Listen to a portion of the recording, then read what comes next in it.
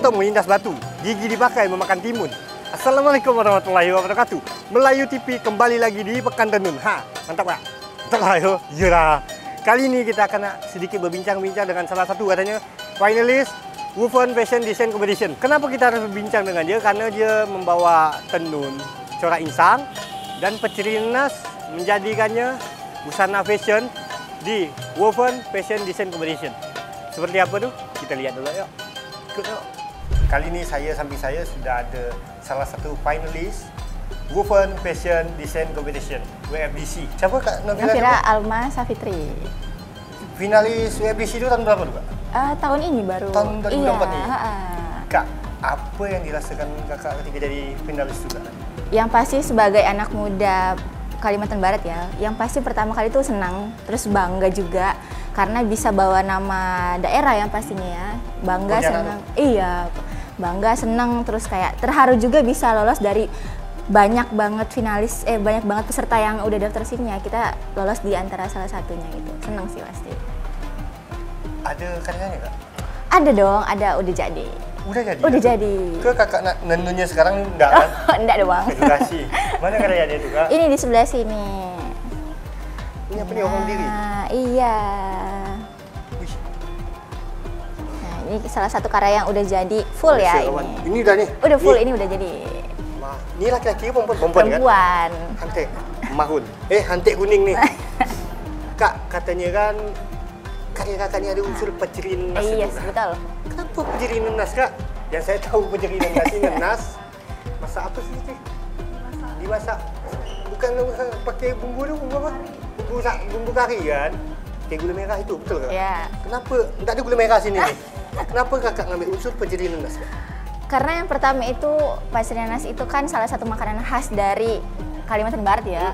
Orang-orang pun udah banyak yang suka gitu kan, udah banyak yang seneng makan pecerinas itu. Jadi terinspirasi karena banyak orang yang suka pertama. Terus yang kedua, karena saya seneng sama budaya Melayu gitu ya. Jadi saya ambil pecerinas untuk masuk ke dalam desain saya. Untuk juga sekalian meng-show up daerah sendiri karena kuliner di Pontianak itu banyak banget yang enak gitu loh. Apa enggak ketupat ke? Tapi kira Kak nih pecerinas? Tapi ketupat kan kita enggak cuma di Pontianak. Kalau pecerinas kan orang tahunya khas dari Pontianak. Nah gitu. Nanya nih, yang mana-mana gambar pecerinas itu? Jadi ini saya jelaskan dari yang paling atas dulu ya. Ini enggak ada balaknya kadang-kadang. Nah, jadi pertama gini, alasan kenapa saya ngambil desain ini tuh dengan desain seperti ini karena pertama ini kan desain Melayu. Saya mau di atasnya ini kayak tegap gitu. Itu menunjukkan bahwa perempuan-perempuan Melayu itu juga punya power di Kalimantan Barat sendiri, khususnya di bidang fashion ya. Nah, terus kemudian di bawahnya ini ada kayak ini namanya itu ya kayak ruffle. Jadi ruffle ini bisa diartikan sebagai kepalanya nanas gitu. Nanas kan biasa bertingkat-tingkat gitu ya. Nah, ini kita bisa artikan sebagai kepalanya nanas gitu. Terus di bagian sini mungkin teman-teman bisa lihat ya, di sini itu ada namanya quilting. Apa itu Kak? Nah, quilting itu adalah salah satu manipulating fabric di fashion. Jadi ini saya terinspirasi dari pecerinas, kemudian ini motifnya itu dari rempah-rempah pecerinas. Kayak ada di sini ada nih kayu bahan manis. Alam nih, Kak? Iya. Bahan alam nih? Ini motifnya Bang. Motifnya nih, bahan alam nih? Iya, nah terus ini ada kayu manis, kemudian ada bawang. Nah, itu di belakangnya juga ada Bang. Kalau Abang bisa lihat, bisa diputar. Nah, ini ada kayu manis, kemudian ada bawang, terus kayak ada cengkeh, kapulaga dan segala macam. Pokoknya motif-motif ini itu menggambarkan rempah-rempah yang dipakai di pecerinas itu sendiri. Jadi kayak jadi rempahnya ada, terus kemudian desainnya juga nanasnya itu ada. Nah, dari sini, kemudian bagian sini ini makrem. Ini apa nih? Ini namanya makrem Bang. Makrem? Ya. Makrem itu apa Kak? Makrem itu dari tali, nanti kita rajut. Nah, kayak gini jadinya. Ini itu masuk ke motif, Abang tahu motif nanas? Buah nanas, itu kan kayak ada segitiga-segitiganya. Nah, itu kita masukin di sini. Gitu. Nah, di bawahnya ini ada lagi quiltingnya. Nah, jadi kuning, Melayu, perempuan Melayu, nanas, masakan khas Kalimantan Barat. Tenun apa yang digunakan? Ini corak insang Bang, corak insang Melayu. Karena saya seneng sekali Melayu, kayaknya Melayu di Pontianak tuh banyak banget budayanya, jadi saya pakai ini. Udah berapa lama Kakak belajar desain nih? Kalau desain itu sebetulnya dari kecil ya. Saya seneng desain itu dari SD kayaknya. SD udah mulai seneng desain. Apa yang awal-awal kakak belajar, apa yang kakak rancang? Baju pesta. Hidup. Baju pesta, karena baju pesta kan atasnya kecil, bawahnya gede. Nah, itu yang paling gampang didesain sama anak SD. Udah makin kesini, udah banyak belajar, jadi udah mulai belajar. Ini namanya ready to wear.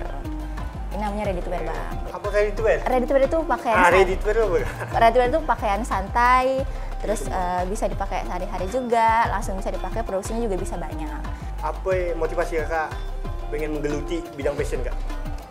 Yang pertama karena di Pontianak ini kita tahu masih belum banyak ya orang-orang yang, terutama untuk anak muda lah, yang menggeluti dunia fashion, apalagi di dunia wastra ini. Jadi orang-orang banyak fashion, bergelut di dunia fashion, terutama di Pontianak, tapi dia nggak masuk ke wastra.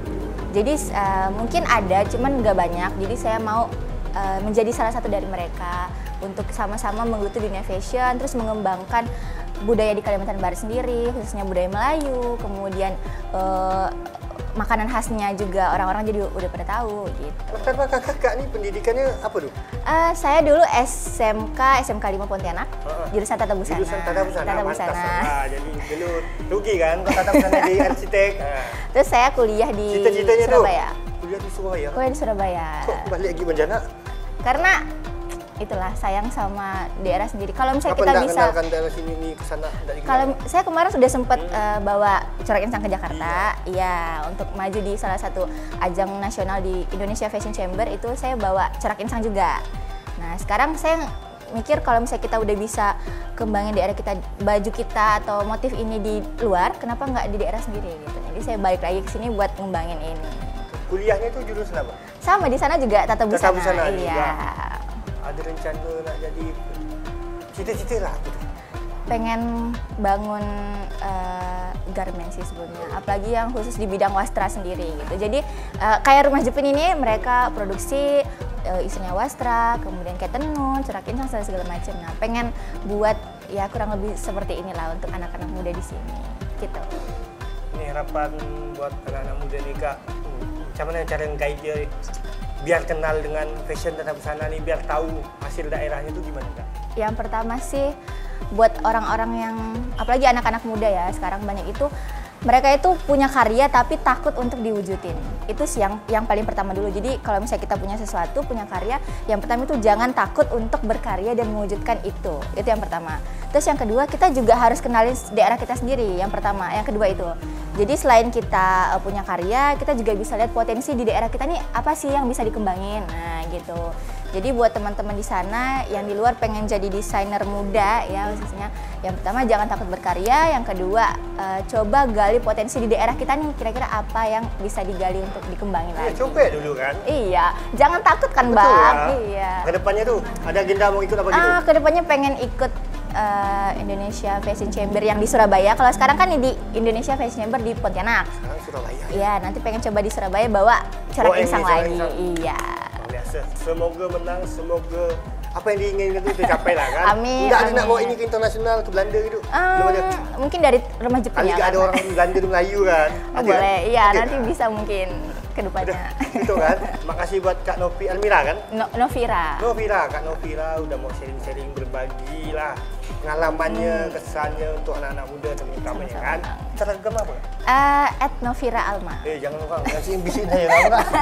@Novira Alma, nanti boleh dicek karena di situ juga banyak postingan-postingan kegiatan dari Rumah Jepin juga di situ. Nanti boleh dicek-cek sama teman-teman. Novira Alma ya? Iya, Novira Alma. Oke, kayaknya cukup sekian dari saya. Saya akhirnya sebelum saya akhirnya ada slogan nih, Kak. Apa tuh? Saya bilang Melayu TV, kita serumpun ya. Kita serumpun. Oke. Melayu TV, kita serumpun.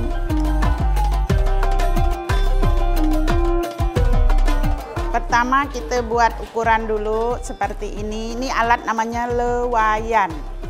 Untuk menentukan ukuran berapa panjang yang mau kita buat. Ya, udah.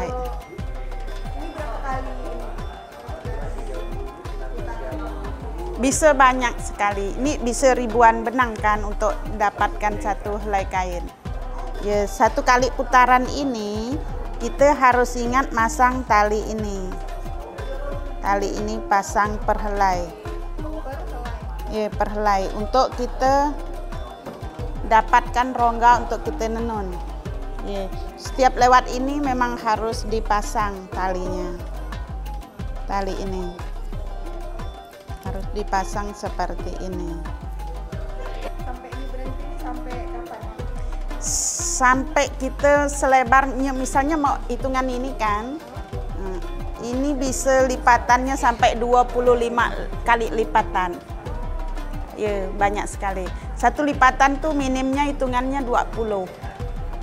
Ya, kita tahu 20 ini dihitung per lainnya. Ya.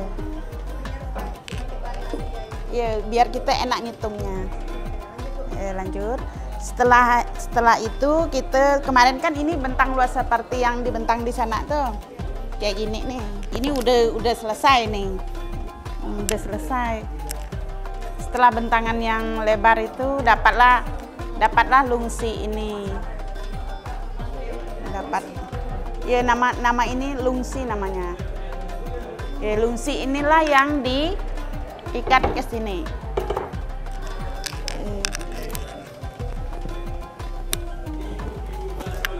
Ya, inilah namanya lungsi yang tadi tuh. Untuk menentukan kita mau buat motif apa, di sini kita harus tahu hitungannya berapa. Kita mau, misalnya kita mau ruwet ini kan, hitungannya ini 42 ini kemarin, 42 lusi. Fungsi tali ini untuk kita dapatkan motif. Nanti yang diikat dalam tali ini warnanya putih. Yeah. Terus ini kita mau dapatkan warna apa, warna kuning kah, coklat kah, atau abu-abu kah. Nah, ini sesuai apa yang kita mau. Terus di sinilah kita maunya dapat warna coklat ini. Jadi kita tutup di sini. Ini nanti coklat hasilnya. Ini yang tidak diikat ini dapatlah warna ini, coklat tua. Ya, ya udah pewarnaan. Terus setelah dilepas talinya, kita bentangkan kembali seperti ini, seperti yang kita menghitung benang tadi. Inilah hasil motifnya. Setelah selesai ini, setelah begini kita buat lesnya kalau kita mau buat. Kalau enggak jadi masalah seperti ini. Enggak kasih les. Kalau mau kasih les seperti ini, lesnya bisa. Udah itu baru ditenun. Sesegera mungkin. Yeah. Sama-sama.